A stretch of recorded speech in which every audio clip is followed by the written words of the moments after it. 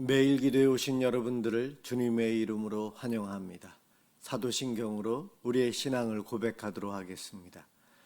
전능하사 천지를 만드신 하나님 아버지를 내가 믿사오며 그 외아들 우리 주 예수 그리스도를 믿사오니 이는 성령으로 잉태하사 동정녀 마리아에게 나시고 본디오 빌라도에게 고난을 받으사 십자가에 못 박혀 죽으시고 장사한 지 사흘 만에 죽은 자 가운데서 다시 살아나시며 하늘에 오르사 전능하신 하나님 우편에 앉아 계시다가 저리로서 산자와 죽은 자를 심판하러 오시리라. 성령을 믿사오며 거룩한 공예와 성도가 서로 교통하는 것과 죄를 사하여 주시는 것과 몸이 다시 사는 것과 영원히 사는 것을 믿사옵나이다. 아멘. 하나님께 찬양을 드리는 시간입니다. 시편 130편 1절에서 8절까지 합독하도록 하겠습니다.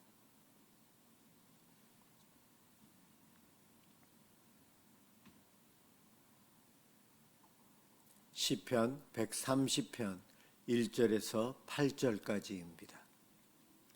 1절부터 시작합니다. 여호와여, 내가 깊은 곳에서 주께 부르짖었나이다.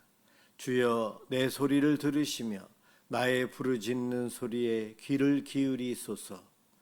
여호와여, 주께서 죄악을 지켜보실진대 주여, 누가 서리이까? 그러나 사유하심이 주께 있음은 주를 경외하게 하심이니이다. 나 곧 내 영혼은 여호와를 기다리며 나는 주의 말씀을 바라는도다. 파수꾼이 아침을 기다림보다 내 영혼이 주를 더 기다리나니 참으로 파수꾼이 아침을 기다림보다 더하도다. 이스라엘아, 여호와를 바랄지어다. 여호와께서는 인자하심과 풍성한 속량이 있음이라. 그가 이스라엘을 그의 모든 죄악에서 속량하시리로다. 아멘. 함께 볼 하나님 말씀 갈라디아서 4장 1절에서 11절입니다.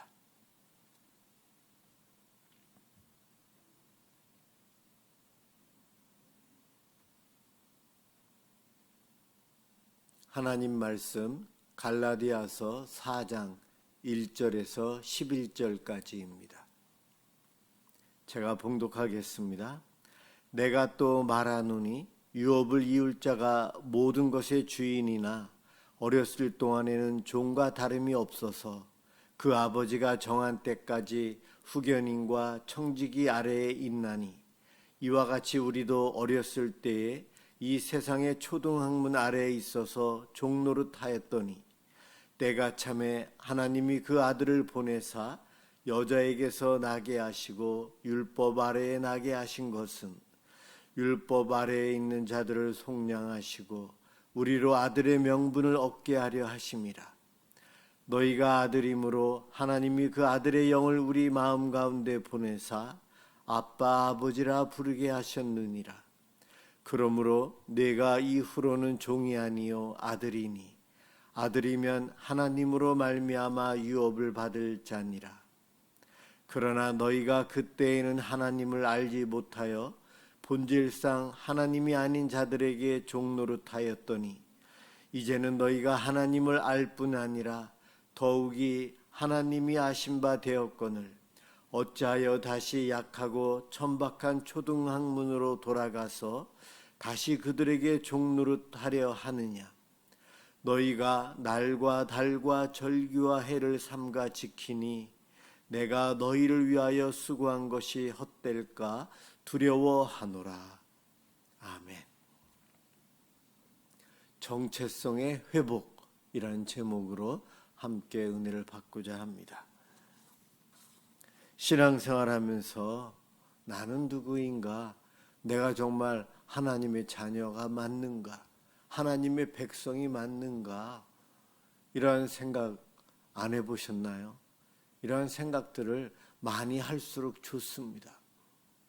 내가 누구인지 나의 정체성을 바로 알아야 우리의 목표와 우리의 삶의 방향이 바른지 아닌지를 판단할 수 있기 때문에 그렇습니다. 내가 하나님의 아들이라는데 정말 믿고 있나? 하나님의 아들로서 삶을 살아가고 있는가? 무엇이 나에게 부족한가? 정체성이 흔들리고 있지는 않는가? 우리는 자주 생각을 해보아야 합니다. 복음을 들었지만 여전히 율법 아래에 살아가는 이들이 있어요. 처음 예수 믿는 사람들, 그리고 오랫동안 예수 믿다 보니 신앙생활이 사랑이 없는 종교 행위로 바뀌었을 때에 우리도 모르게 나의 정체성이 흔들려서 은혜 안에 사는 것이 아닌 율법 아래에서 종노릇하며 살게 됩니다. 그렇게 될 때에 두려움, 열등감, 죄책감 속에 살아가게 됩니다. 두려움, 열등감, 죄책감 드러내지는 않지만 이것을 감추면서 강한 자처럼 아닌 것처럼 하면서 살아가지만 나는 알고요. 나의 심리 상태를 살펴보면 알게 됩니다. 율법의 종노릇하는 자들, 행위로 의롭게 살기 위해서 무진 애를 쓰며 살아가는 이들의 마음 속에는 두려움이 있다는 거예요. 내가 율법을 다 지키지 못할 것에 대한 부담감, 또한 율법을 어기고 살아갈 수밖에 없는 현실로 인해서 죄책감을 느끼며 살아가게 돼요. 오늘 바울은 갈라디아 교회 성도들에게 너희는 더 이상 종이 아니다, 하나님의 자녀다 선포하고 있어요. 정체성을 다시 회복해야 된다. 누구인지를 정확하게 알아라. 그것을 강조하며 이야기합니다.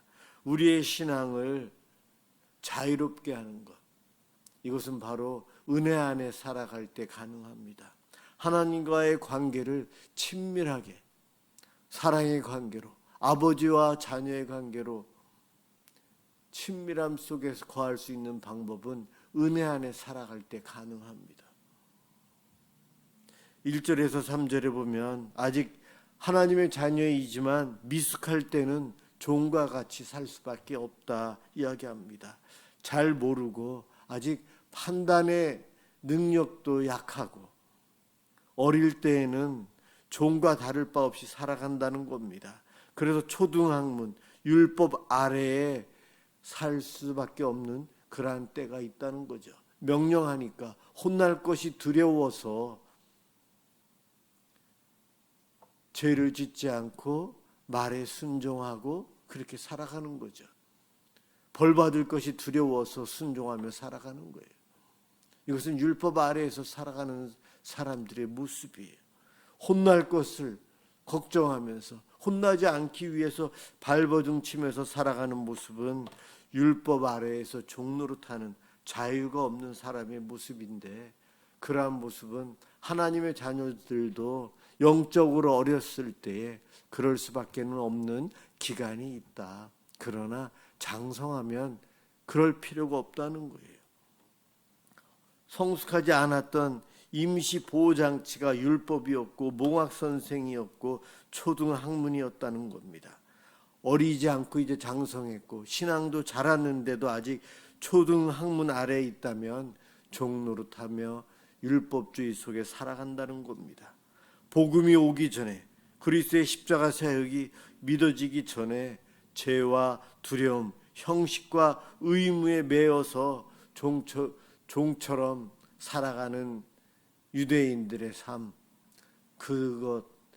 바로 그것에서 자유함 주시기 위해서 예수님이 오셔서 십자가에 죽어 주셨어요. 다시 율법 아래에 거한다면 예수 그리스도의 십자가 사역이 필요 없어지는, 무력화되는 그러한 일이 일어나는 거죠.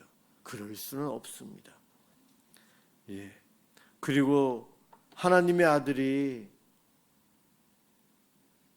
우리를 자녀로 삼으셨다. 예수님이 우리를 하나님의 자녀로 삼아 주셨다.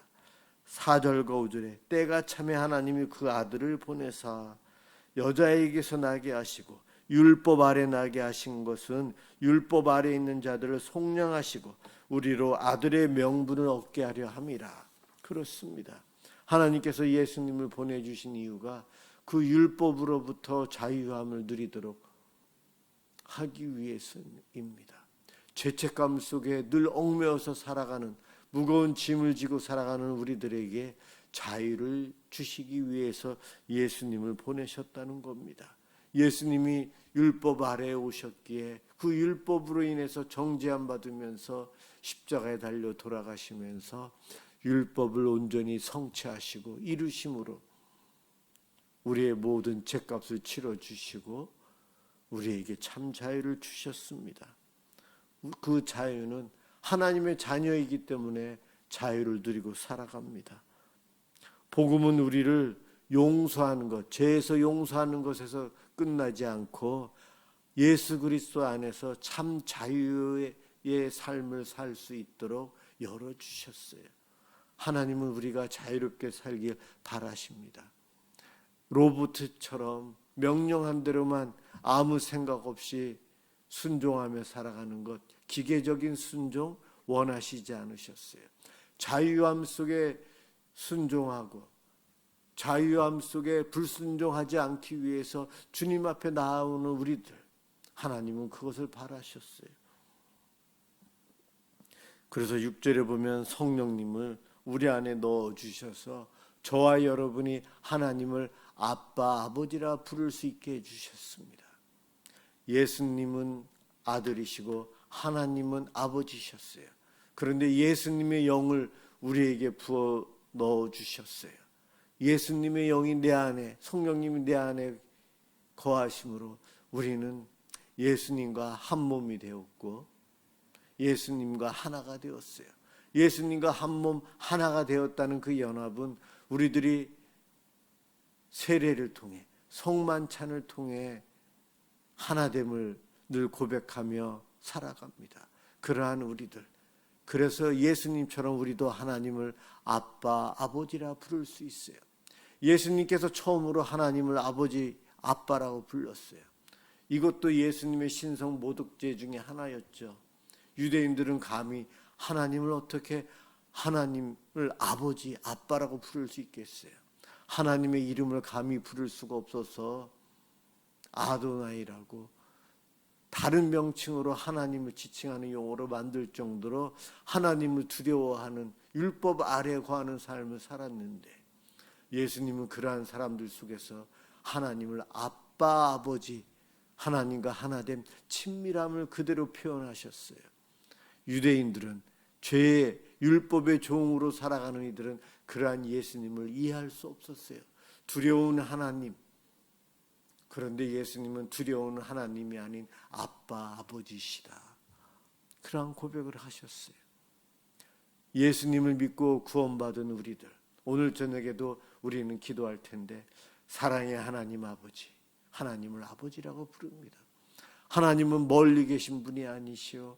우리의 아버지시오. 나와 함께하길 원하시며 나에게 복 주시고 은혜 주시고 내가 잘 되기를 바라시는 분, 그분 앞에 내가 무슨 죄를 지었든 예수 그리스도의 이름으로 회개 기도할 때마다 용서해 주시고 품어주시는 사랑의 하나님, 아빠, 아버지라 불러 우리가 그 은혜를 누릴 수 있어요. 그와 같은 친밀함을 누릴 수 있도록 성령님이 지금도 내 마음속에서 일하고 계십니다. 그 은혜를 우리가 누리고 살아가요.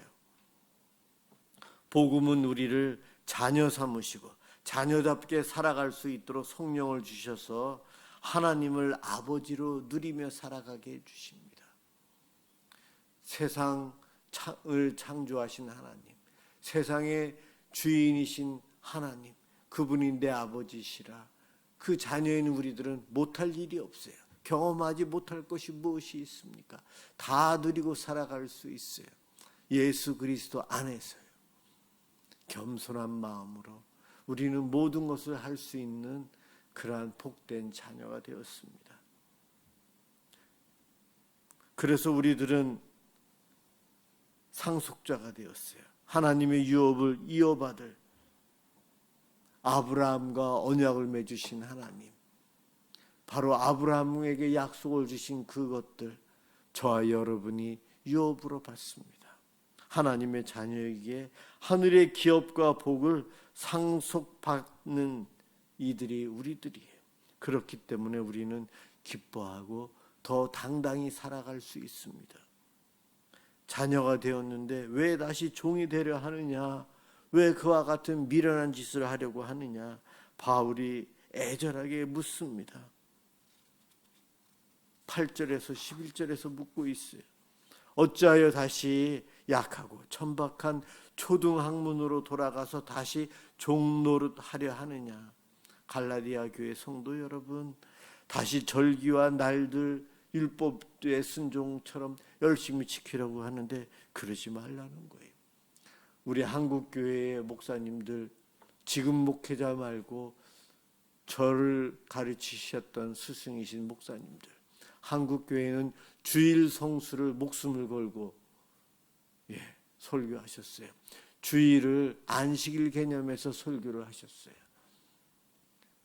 오늘도 목회자 모임을 가서 이야기를 하다 보니 대부분 다 목사님들이 자라온 교회에서는 안식일 개념으로 주일을 배워서 주일날 돈을 쓰면 안 되고, 놀이를 해서도 안 되고, 게임을 해서도 안 되고, 이러한 것들을 배웠지만 막상 신학교에 가보니 안식일 개념, 율법주의 속에 얽매여서 율법의 종처럼 살아가는 모습이었다는 거죠. 주일을 철저히 지키는 것이 중요합니다. 그런데 철저히 지키는데 365일 내내 주일처럼 주님께 예배하며 살라고 안식일의 개념이 주일로 확대되었죠.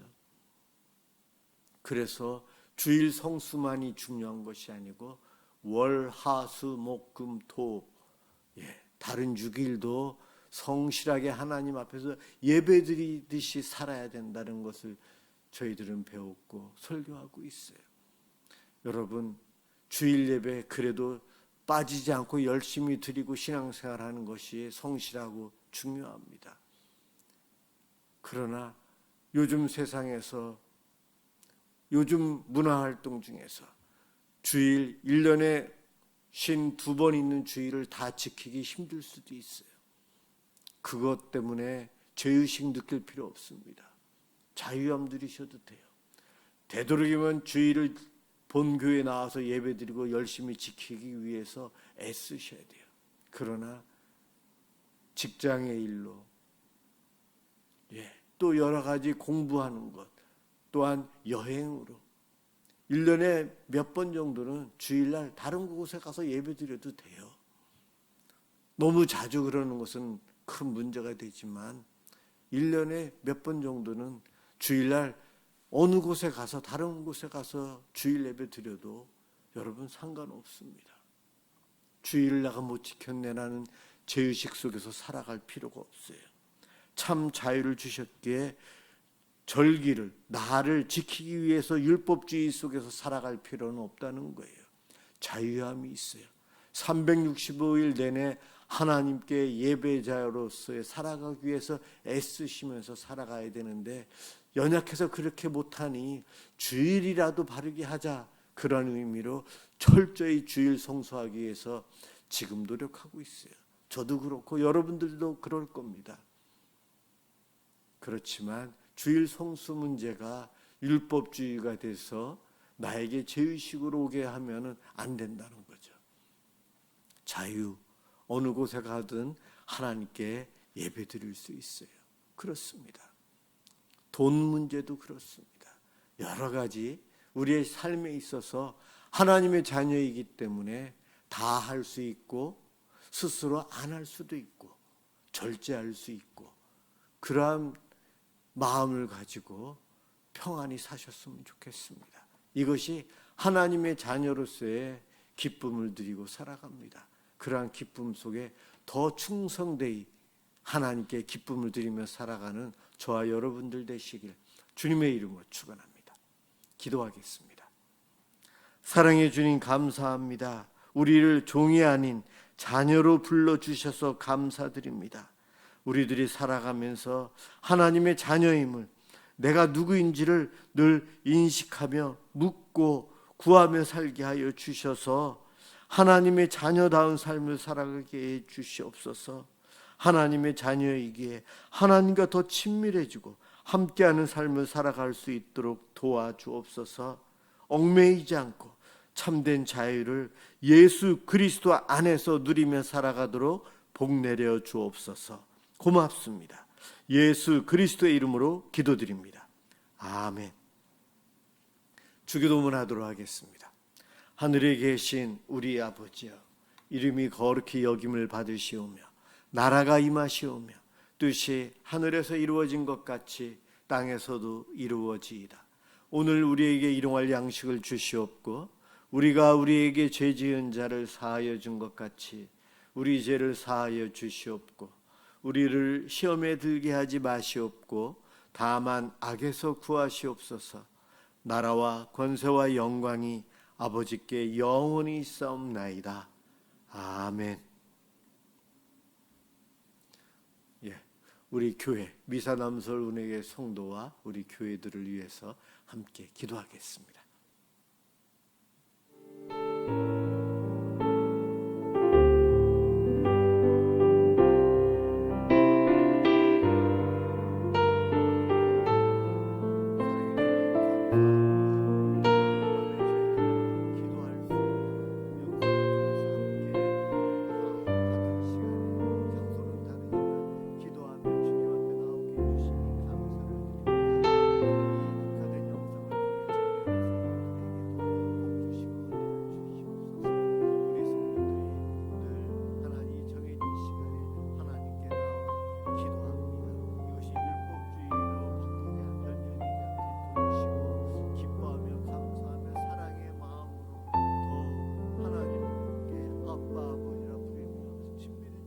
기도하며 나아가는 그러한 매일 기도회가 되길 소망합니다.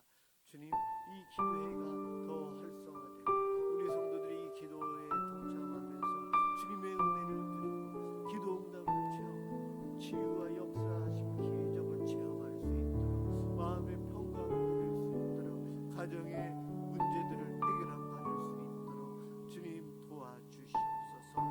주님, 저희들이 하나님의 자녀로 자격으로 하나님 이렇게 불러주시고 세워주시니 감사합니다. 그 귀한 자녀, 우리의 정체성을 바로 깨닫고